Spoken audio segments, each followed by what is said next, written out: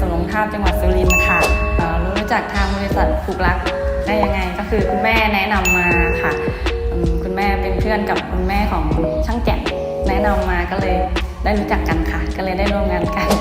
ทางบริษัทดูแลดีค่ะแนะนำดีคุยแนะนำตั้งแต่ขั้นตอนแรกเลยว่าเราอยากได้แบบไหนเพิ่มอะไรตรงไหนอะไรยังไงอย่างเงี้ยค่ะช่างแก่นก็คือ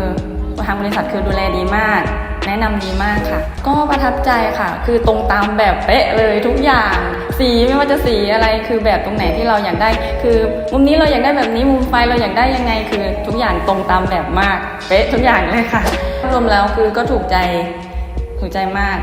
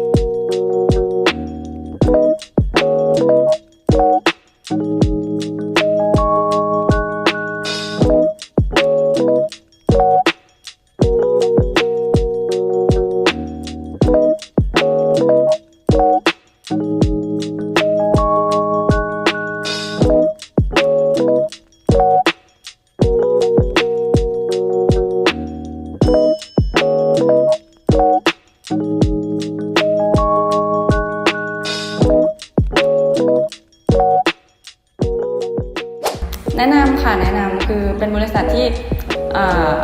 ตอบโจทย์นะคะสำหรับคนที่มีงบน้อยงบเยอะหรืองบปานกลางคือทางบริษัทแนะนำได้ทุกโจทย์เลยไม่ว่าเราจะมีงบขนาดไหนเราสมมติว่าเรามีงบเท่านี้เราก็บอกบริษัทว่าคือมีงบเท่านี้นะคะอยากได้บ้านประมาณแบบนี้ได้ไหมช่างก็จะหาให้ดูให้ว่าจะได้ประมาณนี้นะคะอะไรอย่างเงี้ยประมาณนั้นค่ะ